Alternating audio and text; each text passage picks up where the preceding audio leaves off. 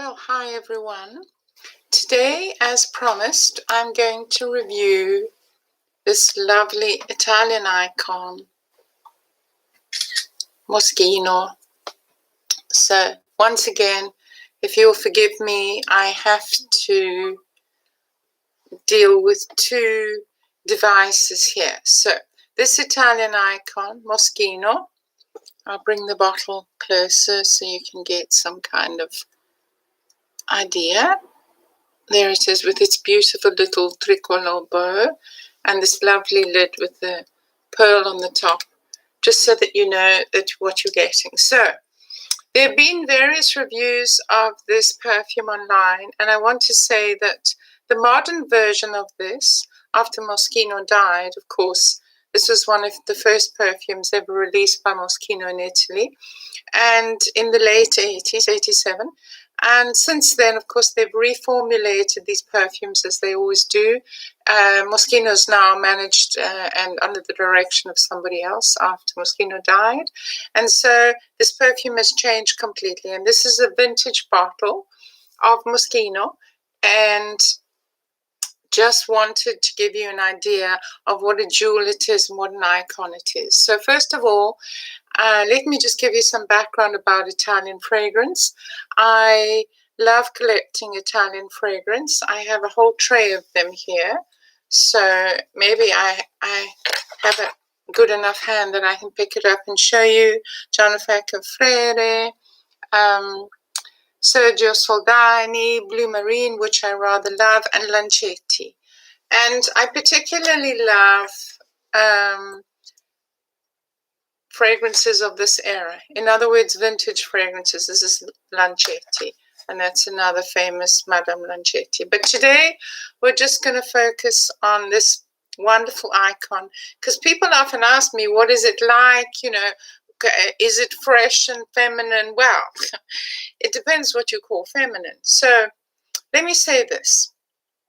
First of all, if you can get your hands on a bottle of this, I bought mine online from a pharmacy that stocked it in Milan, and this is the original. It is not the reformulated, which is quite similar to most perfume today. Sweet, sort of nondescript. This is not sweet and not nondescript, the complete opposite.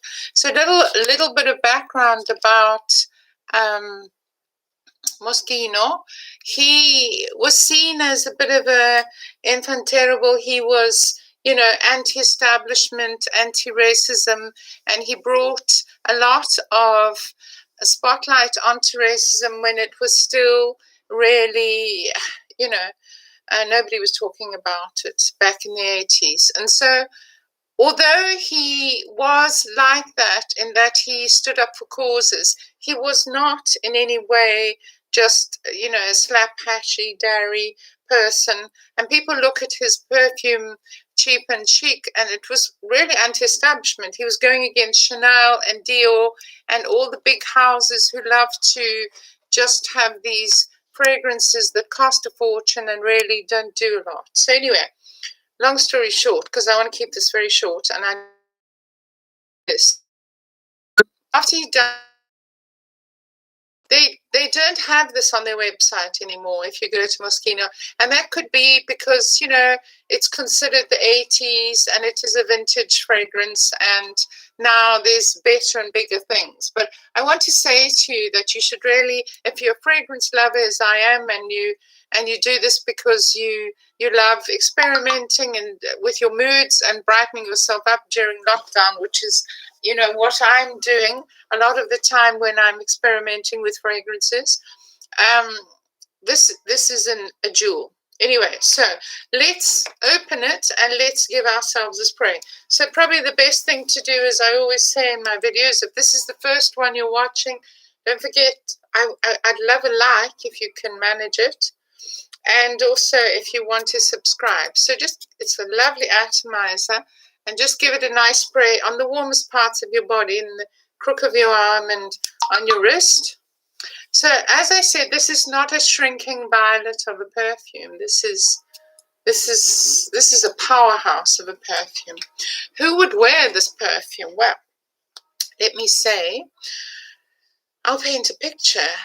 This, for me, having worked in Milan for 15 to 20 years, 15 full-time, 20 sort of on and off, this reminds me of a guy racing around Milan in a Ferrari, picking up stuff between fashion shows and maybe smoking cigarillos and dressed beautifully and elegantly, but quite irreverent. It's super, super, super layered and rich.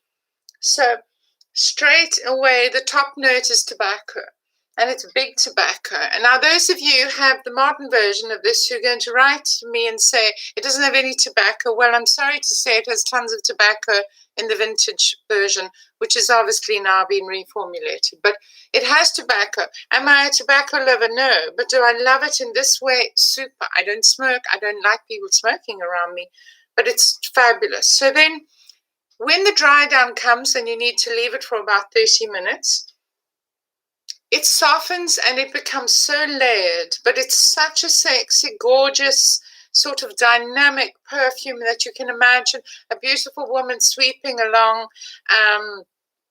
the street in Via Dante in Milan, or one of the fashion areas. What I love about it is that if you can imagine a very irreverent, young, sort of 40-year-old woman sweeping into a restaurant with a white shirt and a leather bomber jacket and some nice jeans, but super elegant, dripping in beautiful jewels, which I don't have because I don't buy luxury goods. That's something you'll know about me if you watch any of my videos. I don't review Chanel and Dior. I review stuff that most average people can afford. And so that woman sweeps into the restaurant, and as she leaves, the waiters kind of part. She is the icon Italian, prima donna. She's vivacious and takes no prisoners. She would wear this. And really, behind her would be this veil of beautiful, beautiful perfume that men will sort of run after smelling. So one of those two, both dynamic, both business people, one feminine, one completely masculine, but it is not a shrinking violet. So if you're the kind of person who would spray a bit of lavender that you stole from your mother's dressing table, this isn't for you. But hey, who am I to say? So I wanted to pay homage to it because I've seen modern reviews of it in the recent formulation, and it's a shadow of this. I've smelt it. It's nothing like this. So if you can get your hands on a bottle, and I'm hoping in the future I have a giveaway bottle of the vintage. Once the channel reaches some views, I've just started it, I would love to give somebody this special vintage bottle, and that could be used. So if you want to subscribe, if you want to follow along, I'm going to be reviewing Italian perfumes, but I wanted to start off with this gorgeous Moschino, and it is just simply called Moschino. If you look, there are many different Moschinos, and this was the original with its three-quarter flag and its lovely gold, kind of like the top of a walking stick almost, Moschino.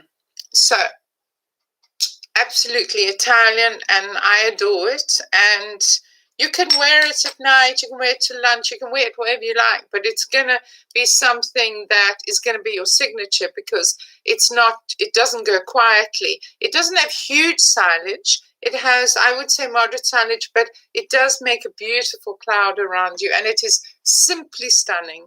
And so, as I might have mentioned, and I can never say this enough, a lot of modern perfumes are simply sweet.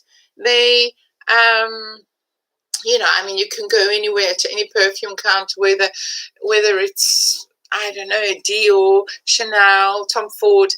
Tom Ford are niche fragrances. They cost a fortune, but more or less they all of a similarity. They all imitate each other, and generally the mainstream perfumes now that are made by Lancôme and things like Le Belle, and most of them, even Mademoiselle is not in its original form.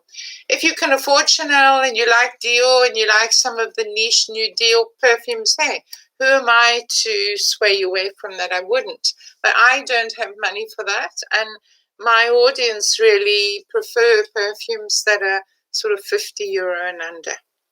So I know this is going to be very jarring in the ears of people who, you know, consider themselves perfume snobs, fragrance snobs, and experts in what's good and new and zinging and lovely. Well, you know, that's not it.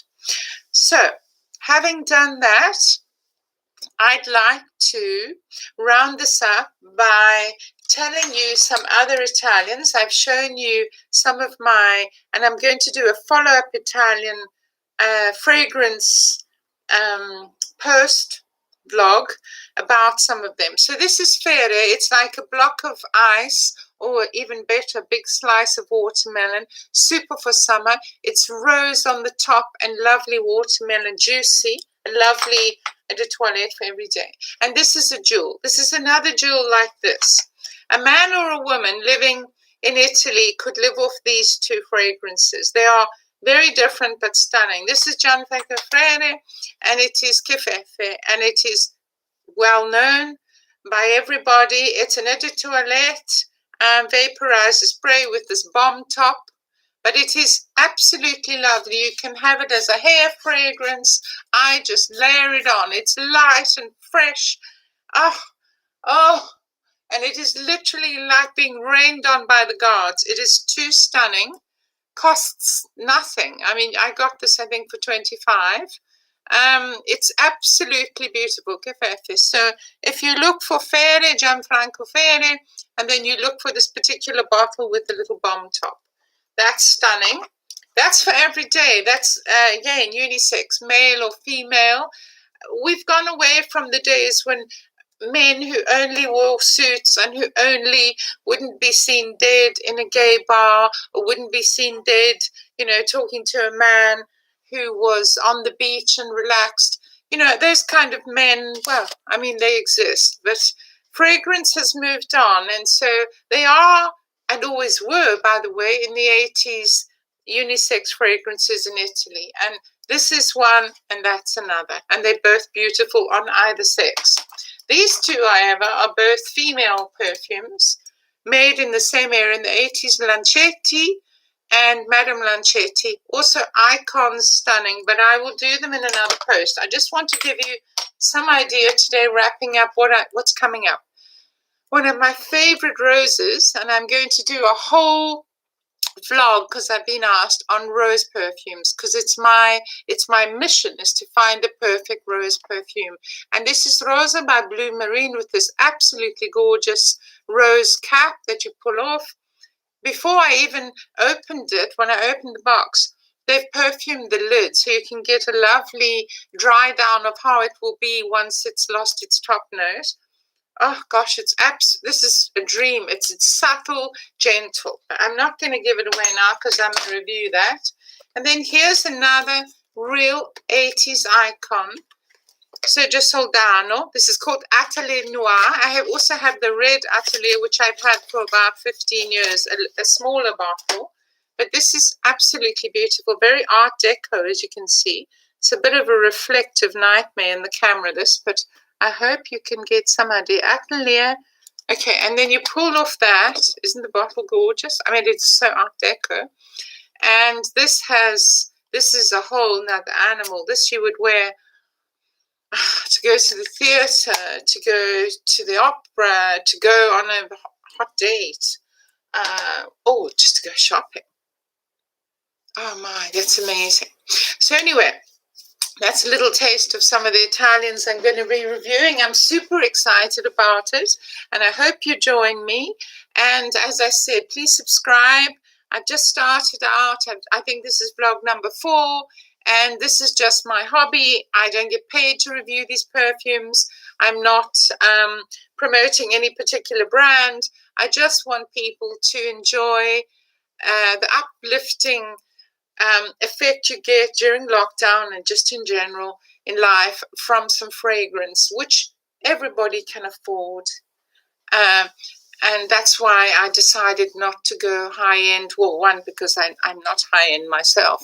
And then we're going to do an Easter, just another forthcoming, an Easter vlog with all the fresh new spring fragrances with mandarin flavors, often Italian fragrances have mandarin or clementine as the top note. We're going to do all of that. So bye. Bye for now. Don't forget to subscribe.